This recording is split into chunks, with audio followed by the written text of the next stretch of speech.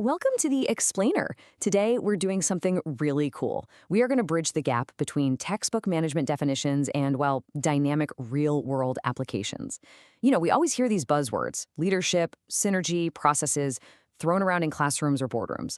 But what do they actually look like when the pressure's on and the clock is literally ticking? Let's take these foundational principles of management and bring them to life. Here is our roadmap for today. First, defining organizations and management. Then, the core management process. Third, Dr. Deming and quality. Fourth, real-world managers in action. And finally, why study management in the first place? Section 1. Defining organizations and management. Okay, let's dive into this. Management isn't just some shiny new corporate invention, right? It is a fundamental human tool that has scaled across millennia. I mean, look at the Egyptian pyramids from 4,500 years ago. And remember, they managed to pull that off without Slack or email. No way, right? Fast forward to the Great Wall of China 2,000 years ago. These weren't just architectural marvels, they were monumental management triumphs. Moving right into the 20th century with the Sydney Opera House, and then the 21st century with the creation of massive computer operating systems. Every single one of these achievements required huge groups of people working toward a common purpose, marshaling immense resources over a long period of time. So, to ground us in the theory here, the definition of an organization is actually elegantly simple.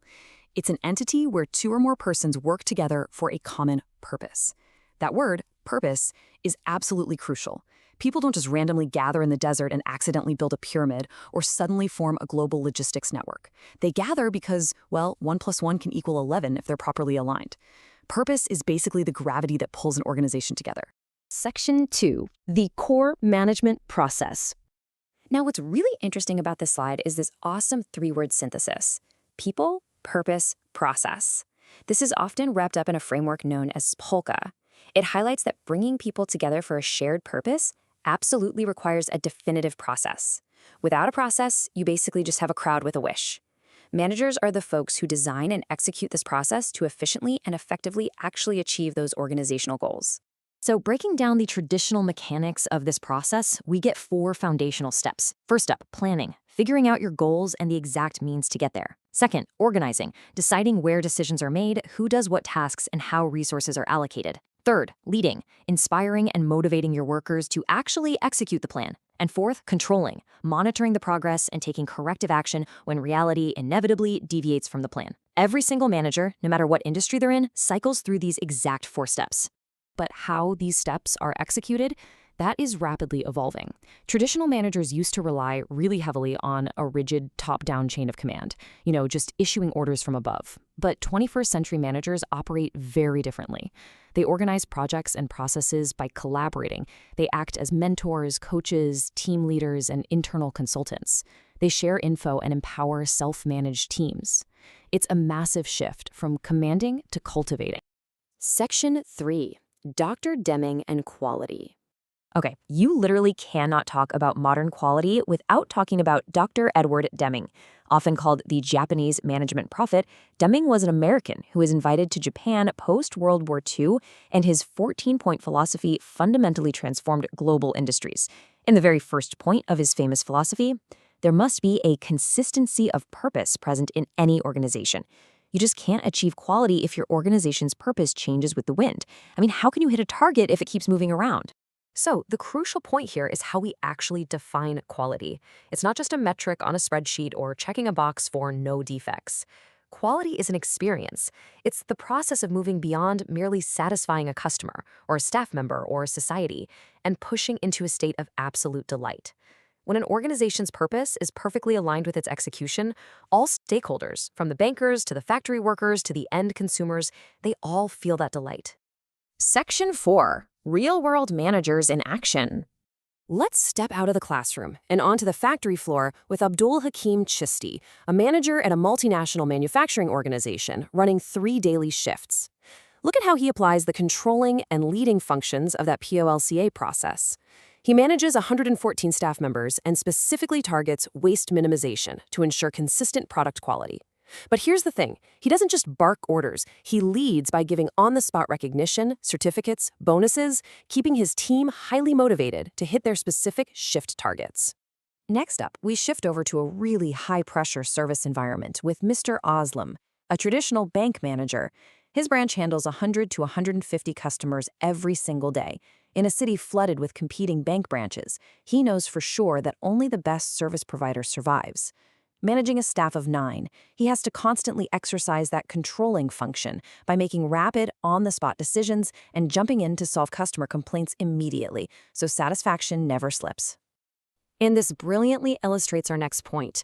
Ms. Aditya, who manages a 20-person IT team, shows us exactly what a 21st century manager looks like.